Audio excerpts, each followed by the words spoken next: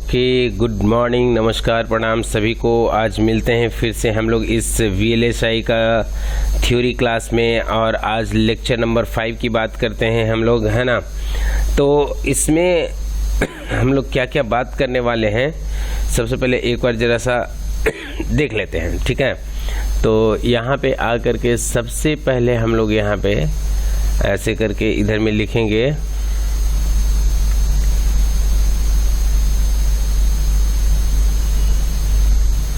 Lecture number 5 का आज बात होगा हम लोग का, है ना।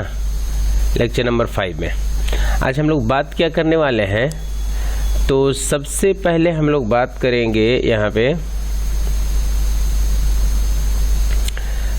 सिलिकॉन शेपिंग के बारे में।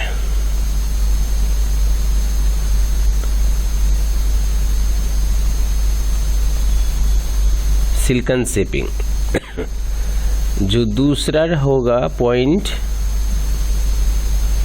वो होगा इनगॉट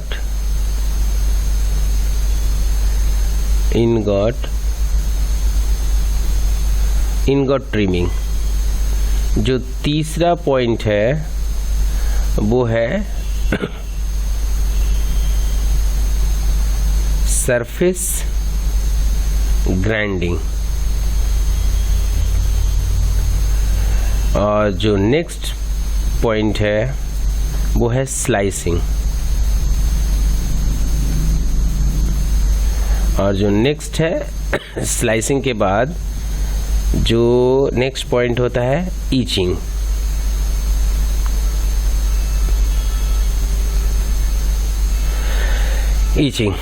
आज हम लोग इतने टॉपिक के बारे में आज हम लोग बात करेंगे इस लेक्चर नंबर 5 में। तो चलिए सबसे पहले हम लोग समझते हैं, 1 बाय 1 एक एक टॉपिक को स्टार्ट करते हैं, हम लोग बात करते हैं, राइट। तो सबसे पहला जो काम हम लोग करते हैं वो ये कि समझते हैं कि यहाँ पे सिलिकॉन शेपिंग क्या है, ठीक है। तो सबसे पहले हम लोग यहाँ से चले नेक्स्ट पेज में, और यहाँ से आकर के इसका हम लोग सिलिकॉन शेपिंग का बात करते हैं। तो यहाँ पे आकर के लिखेंगे silicon shaping, SILICON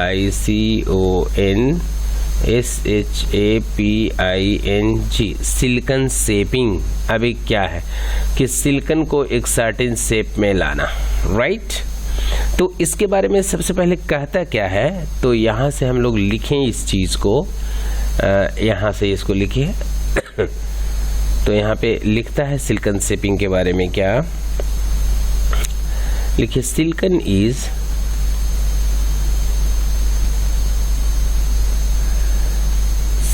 is hard and brittle. Hard and brittle. The most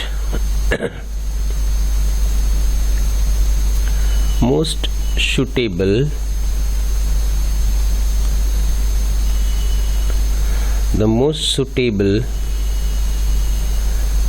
material for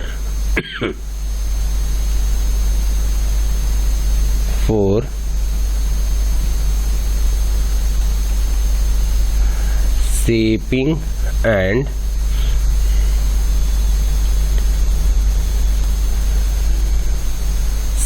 and cutting in industry,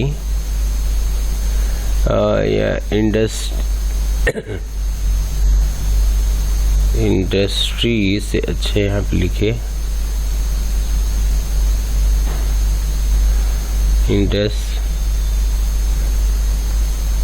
industrial grade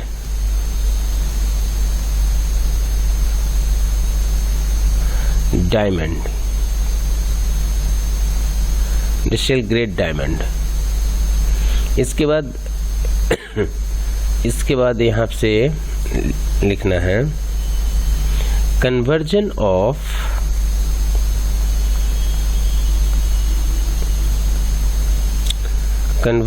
of silicon ingot,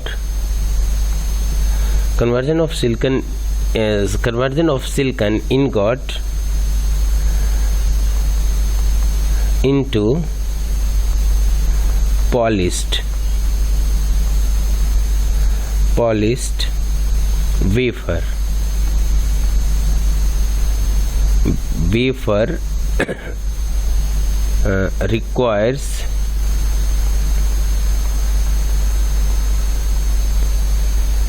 requires some machine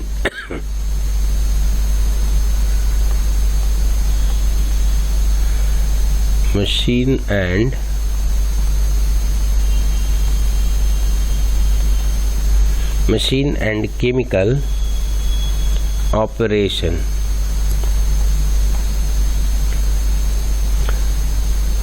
require as chemical operation. सबसे पहले देखिए क्या बोला सिलिकॉन शेपिंग के बारे में, कि जो सिलिकॉन है वो क्या है, सिलिकॉन इज हार्ड, वो बहुत हार्ड है और ब्रिटल है, बहुत ही जल्दी वो मतलब टूटता भी है, ठीक है ना। ऐसा the most suitable material for shaping and cutting in industrial grade diamond, ठीक है। Conversion of silicon ingot into polished wafer requires some machines and chemical operation. कहने का मतलब कि सिंपल सिलिकॉन से उसको इनगॉट के फॉर्म में लाने के लिए हम लोग को कहीं ना कहीं क्या है, कुछ प्रोसेस को फॉलो करना पड़ता है, और जब वो इनगॉट के फॉर्म में आ जाता है तो इनगॉट के फॉर्म से उसको वेफर के फॉर्म तक लाने में, वेफर के फॉर्म तक लाने में हम लोग को कहीं ना कहीं कुछ मशीन्स का जरूरत पड़ता है ना।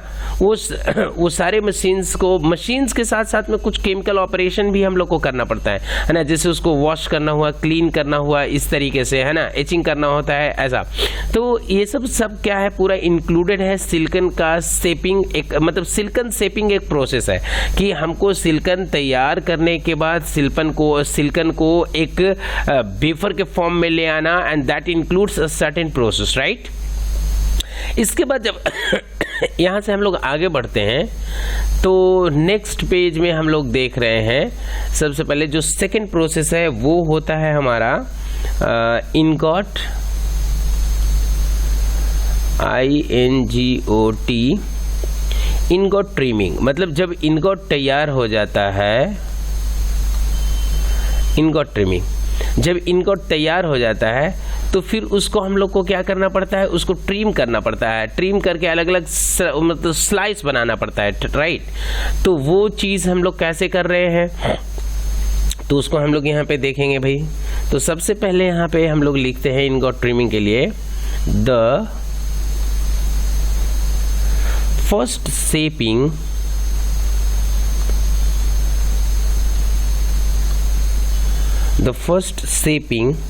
operation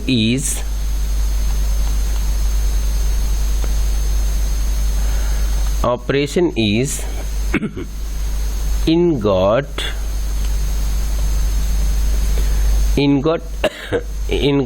trimming। मतलब इनगॉट का जो शेपिंग का जो सबसे पहला ऑपरेशन है, मतलब सिलिकॉन को शेप में लाने के लिए जो सबसे पहला ऑपरेशन हम लोग करते हैं वो हम लोग ट्रिमिंग का करते हैं, ठीक है। इसके बाद यहाँ पे क्या लिखा है, ऑपरेशन इज इनगॉट ट्रिमिंग, ठीक है। फिर यहाँ पे क्या लिखेगा, इसके बाद this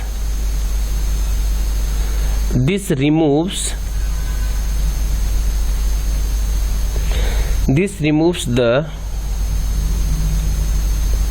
seed and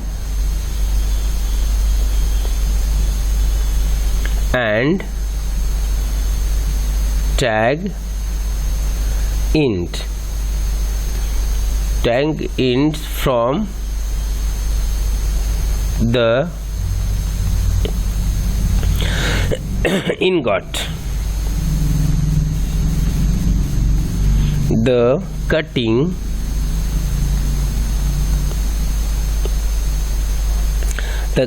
is conventionally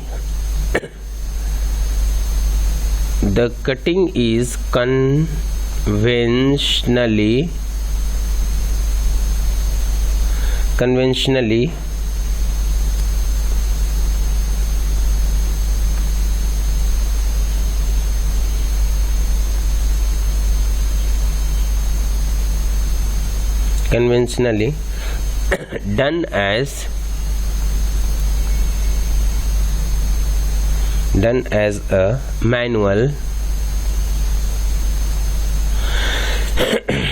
operation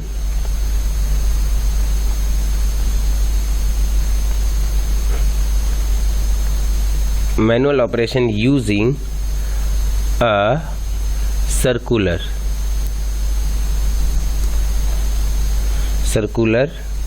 saw.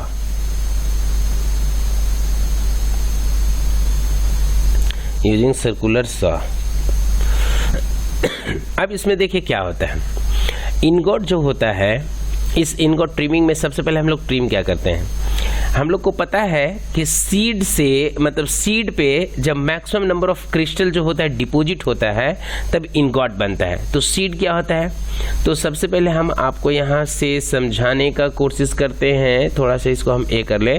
तो देखिए यहाँ पे आपका एक मेटल का एक समथिंग इस तरीके से वायर होता है जिसमें कि हमारा एक शेप में इस तरीके से ऐसे सीड होता है। इस सीड को हम लोग वाटर में वो जो सिलिकॉन का जो लिक्विड होता है उसमें हम लोग क्या करते हैं, इसको डिप करते हैं इस तरीके से। तो ये जो होता है हमारा, जिसको हम लोग बोलते हैं मतलब क्या बोलते हैं, मतलब इसका इस फर्नेस जो होता है रखा रहता है, इसमें जो लिक्विड होता है वो एक डायरेक्शन में मूव करता है, क्लॉक डायरेक्शन में। तो ये मूव करता है हमारा एंटी क्लॉक डायरेक्शन में, समथिंग ऐसे। तो क्या होता है कि इस लिक्विड में जितने भी क्रिस्टल्स हैं वो मैक्सिमम नंबर ऑफ क्रिस्टल इस सीड्स पे आकर के डिपॉजिट होने लगता है, राइट। और सीड पे डिपॉजिट होकर के कुछ एक इस तरीके का एक फॉर्मेशन बनाता है। हम जस्ट ऐसे ही दिखाते हैं, इस तरीके का एक मतलब ये ज़्यादा बड़ा हो गया है ना, इस तरीके का एक फॉर्मेशन बनाता है। मतलब इन शॉर्ट हम ऐसा बोले कि ऐसा है ना, इस तरीके का एक सिलिंड्रिकल शेप में ऐसा ये फॉर्मेशन बनाता है ऐसे, ठीक है ना। नीचे में ट्रिमिंग होता है ये ऐसा वाला पोर्शन। तो क्या करते हैं कि जब ये मेरा इनगॉट बनता है तो इनगॉट को हम लोग क्या करते हैं, एक शेप में लाने के लिए हम लोग यहाँ पे सबसे पहले इसको एक कट करते हैं ऐसे करके। इसका एक एंड मतलब इसका जो आपका कनेक्टेड साइड होता है उस साइड से कट करते हैं, और जो इसका जो बॉटम पोर्शन होता है इस साइड से कट करते हैं, दोनों साइड को कट करते हैं। बीच का हमको क्या बचता है, ये वाला पोर्शन बचता है, जिसका फाइनल शेपिंग कैसा होगा, एक लाइन आप ऐसे ले आइए और एक लाइन ऐसे ले आइए, एक लाइन यहाँ से ऐसे ले आइए, और इस चीज़ को ऐसे करके एक शेप में ये बनता है। मतलब ये सर्कुलर शेप में है, मतलब ये एक्चुअली हम तो ऐसे बना दिए रेक्टेंगल ना, ये एक्स इस तरीके से सर्कुलर शेप में है, फाइन। इस तरीके से ऐसे करके आपको सर्कुलर शेप में है।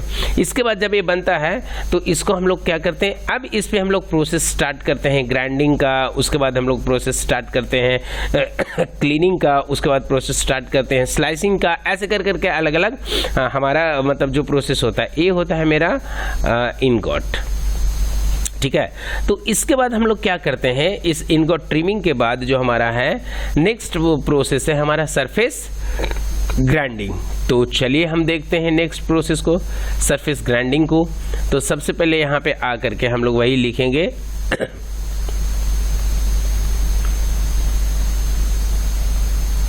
सरफेस ग्राइंडिंग, ठीक है। तो सरफेस ग्राइंडिंग में अब हम लोग यहाँ पे देखेंगे, है ना। तो यहाँ पे आकर के सरफेस ग्राइंडिंग में एक करता क्या है भाई, तो इस सरफेस ग्राइंडिंग जो करता है, इस सरफेस को मतलब कोई एक सरफेस को एक ग्राइंड मतलब पूरे होल सरफेस को ग्राइंड करता है, क्योंकि ये जो मतलब क्रिस्टल्स होता है जो उस सीड्स के मतलब पे एक्यूमुलेट होता है, तो वो पूरा एक लेयर में नहीं होता है वो क्या होता है, एक जस्ट रैंडम ऑर्डर में होता है। तो उस ऑर्डर को एक शेप में, एक इक्विलिब्रियम में लाने के लिए हम लोग उसको क्या करते हैं, पहले ग्राइंडिंग करते हैं। ठीक है, तो यहाँ पे सरफेस ग्राइंडिंग करते हैं, तो यहाँ पे क्या लिखते हैं, इधर में लिखते हैं दिस स्टेप, या सबसे पहले इसको हम लोग यहाँ से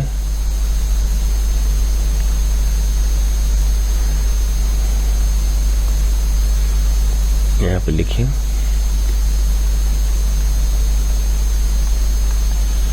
this step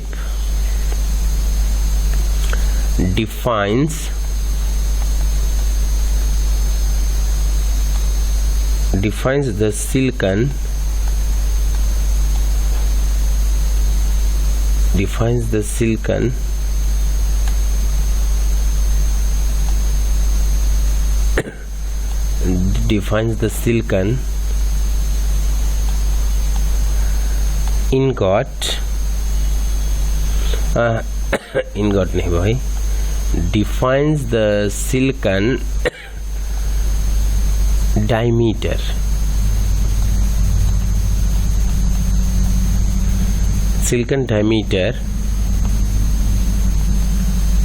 of the material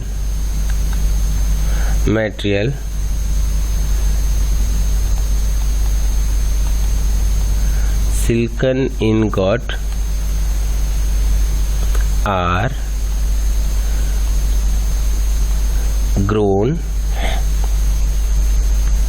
are grown slightly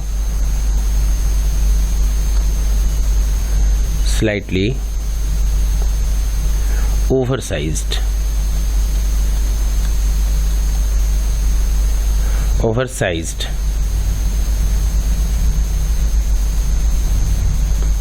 because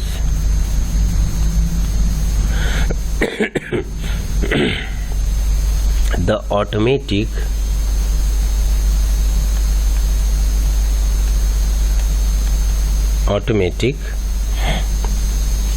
diameter control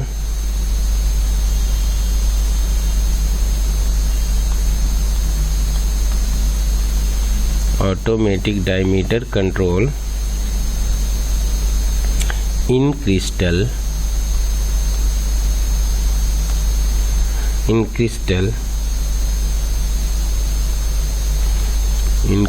growing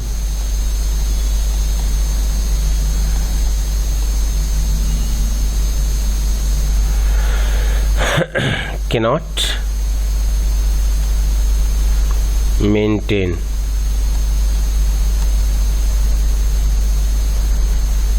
automatic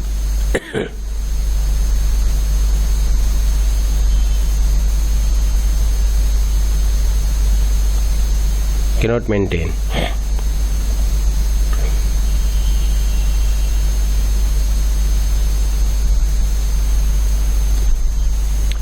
the needed tolerance and crystal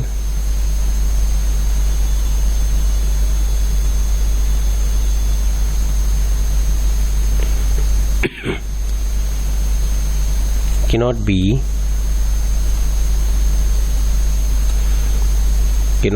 grown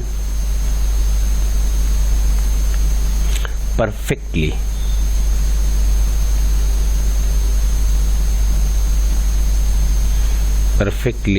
round.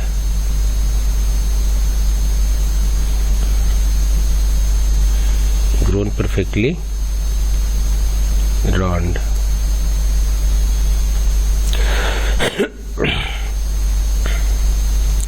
the machine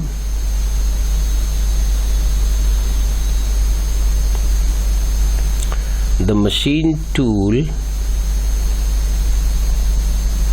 used for grinding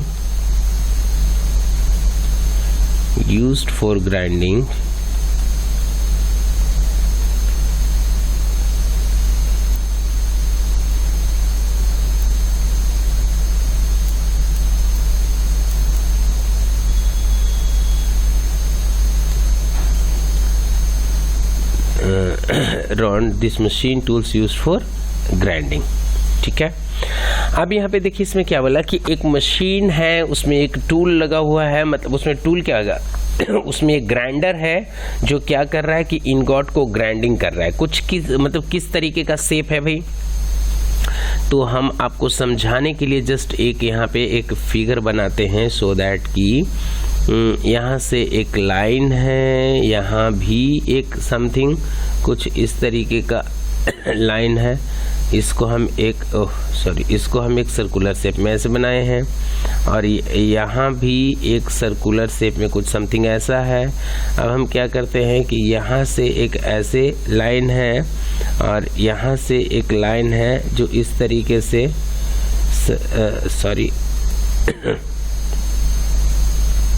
यहाँ पे सर्कुलर शेप में है, ठीक है ना। और ये मूव कैसे करेगा भाई, ये कुछ इस तरीके से मूव करेगा क्लॉक डायरेक्शन में, और यहाँ पे हमारा एक मतलब ग्राइंडर टाइप का है जो क्या कर रहा है कि इसका सरफेस से अटैच्ड है और वो कुछ इस तरीके से कनेक्टेड है ना, जो भी है ये कुछ इस तरीके से है।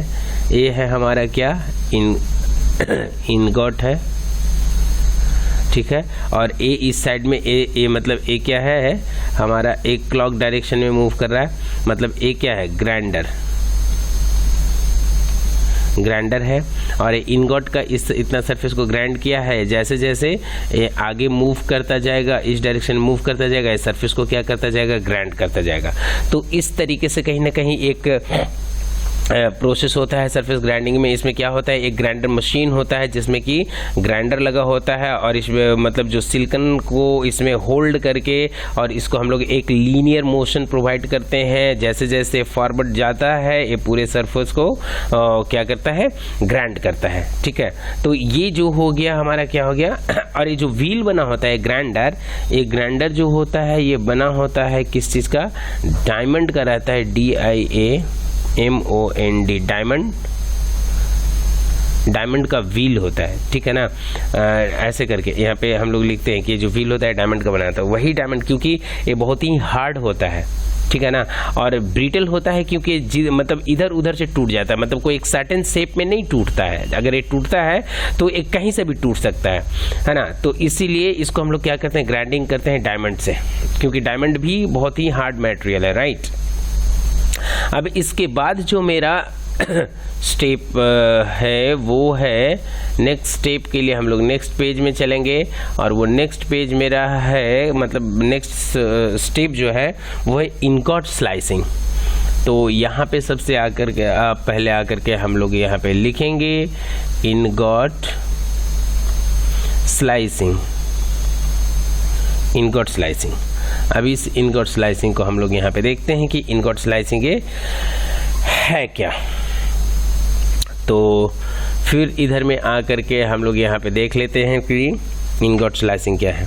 तो सबसे पहले यहाँ पे लिखते हैं ये जो प्रोसेस है इनगॉट स्लाइसिंग, जो प्रोसेस है after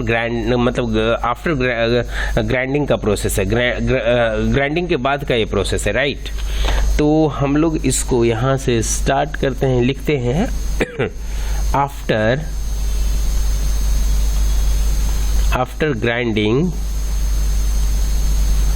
after grinding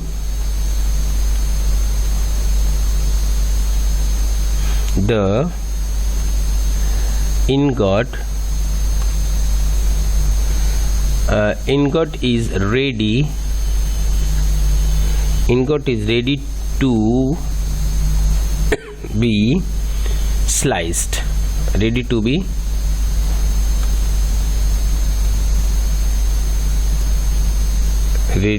be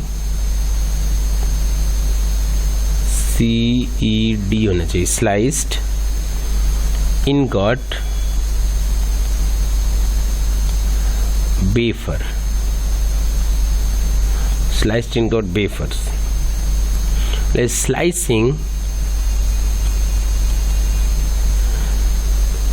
Slicing determines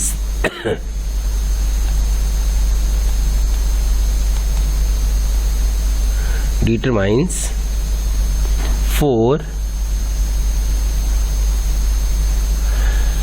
important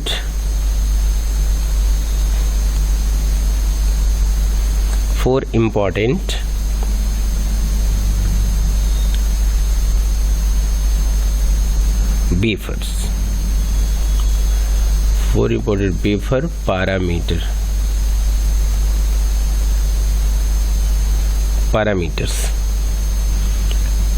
first में है क्या, मतलब पहला वो 4 पैरामीटर्स में क्या है, सरफेस ओरिएंटेशन, ORIENTATION, फर्स्ट में सरफेस ओरिएंटेशन। सेकंड में हो गया थिकनेस, है ना। थर्ड में हो गया टेपर, एंड फोर्थ में हो गया बो, जिसको हम लोग बोल सकते हैं COR कर्व। मतलब इसको यहाँ पे नहीं लिख सकते हैं क्योंकि ये थोड़ा स्पेस का दिक्कत है, तो इसको यहाँ पे ठीक है, बो, ठीक है। तो यहाँ पे आकर के लिखते हैं, इसको ब्रैकेट में लिख दीजिए, CURVATURE, कर्वेचर। ठीक है। अब यहाँ पे क्या लिखेंगे भाई, this surface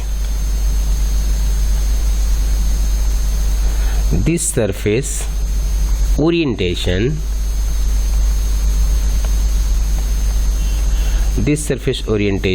is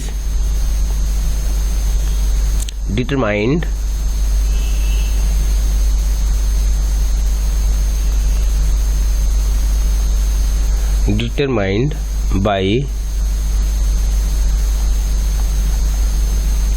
by cutting several wafers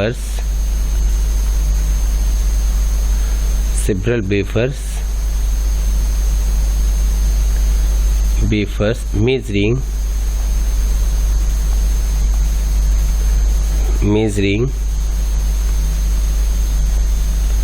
several wafers measuring the ORIENTAT orientation by a X-ray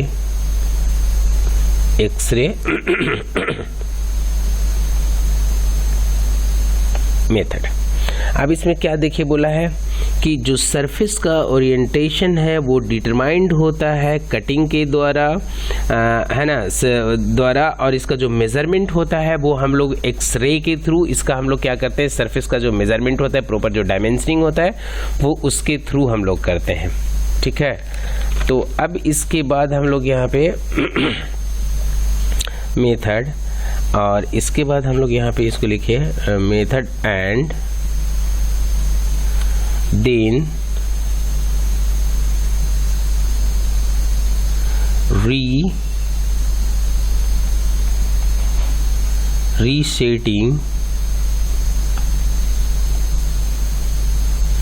resetting the shaw until the correct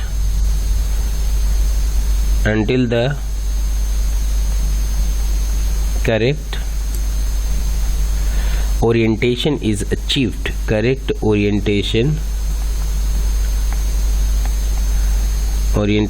is achieved। ठीक है। जब तक हम लोग क्या करते हैं, एक्सरे से मेज़र करते हैं और इसको हम लोग हमेशा रीसेट करते हैं तब तक जब तक कि हम लोग इसका जो सरफेस का जो एक्चुअल पैरामीटर है या जो करेक्ट पैरामीटर है या जो उसका करेक्ट ओरिएंटेशन है ना, उसको अचीव जब तक नहीं कर लेते हैं तब तक क्या करते हैं हम लोग उसको सेट करते हैं। फाइन। तो ये हुआ इनगॉट स्लाइसिंग। मतलब इस इनगॉट स्लाइसिंग से हम लोग को क्या पता चला कि इनगॉट का जो स्लाइसिंग होता है वो क्या होता है। सबसे पहले तो हम लोग वेफर को एक प्रॉपर ओरिएंटेशन में रखते हैं, उसके बाद एक्सरे के थ्रू है ना हम लोग उसको कट करते हैं और कट करते टाइमिंग में हम लोग को वो ध्यान देना पड़ता है कि उसका जो मेन 4 पैरामीटर्स है उस पैरामीटर्स को फॉलो कर रहा है कि नहीं। सबसे पहला क्या है भाई कि सरफेस का जो ओरिएंटेशन है वो, दूसरा होता है सरफेस मतलब वेफर का जो थिकनेस होता है वो, तीसरा होता है कि वो टेपर तो नहीं हो रहा है, वो स्लांट तो कटिंग नहीं हो रहा है, राइट। चौथा कि कोई ऐसा कर्व एरिया उस पर कुछ कर्वेचर तो ऐसा नहीं बन रहा है ना। तो ये सब चारों बात मतलब का पॉइंट्स का ख्याल रखते हुए हम लोग क्या करते हैं, एक्सरे के मदद से वेफर को क्या करते हैं, सॉरी वेफर प्रिपेयर करते हैं, इनगॉट से वेफर प्रिपेयर करते हैं, राइट। इसके बाद जो है हम चलते हैं नेक्स्ट जो है हमारा स्टेप, वो है नेक्स्ट स्टेप में हमारा था क्या, लास्ट में था ईचिंग। तो यहाँ पे हम लोग लिखेंगे ETCHING, ईचिंग। अब ईचिंग क्या है भाई, तो ईचिंग है किसी भी मतलब जो एक्स्ट्रा मटेरियल होता है मतलब सरफेस पे, उस एक्स्ट्रा मटेरियल को रिमूव करना ही ईचिंग कहलाता है। तो हम लोग इसको इस तरीके से समझें तो यहाँ पे सबसे पहले हम लोग क्या लिखेंगे, due to shaping operations, due to shaping operations the surface and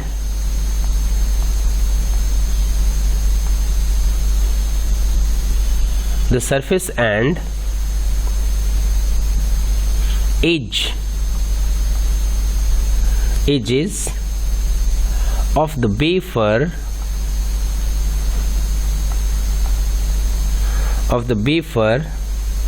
get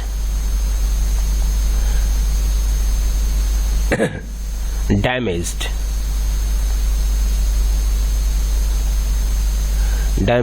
and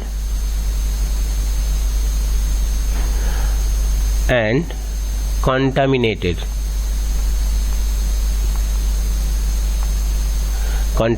मतलब शेपिंग ऑपरेशन के वजह से जो हमारा वेफर्स होता है वो थोड़ा डैमेज भी होता है और कंटामिनेटेड भी होता है, मतलब उसमें कुछ इम्प्योरिटीज उसका सरफेस पे आ जाता है। फाइन। तो ईचिंग क्या करता है भाई, तो कंटामिनेटेड, हाँ यहाँ पे फिर लिखिए, इसके बाद यहाँ पे लिखिए this can be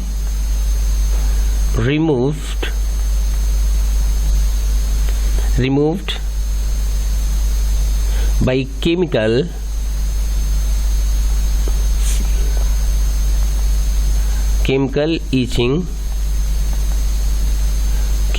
etching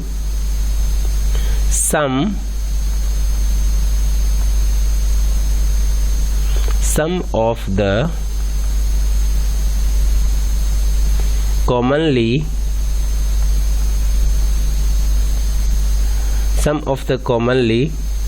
used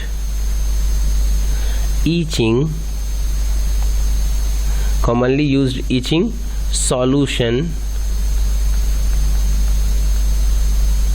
are mixture of HF HNO3 and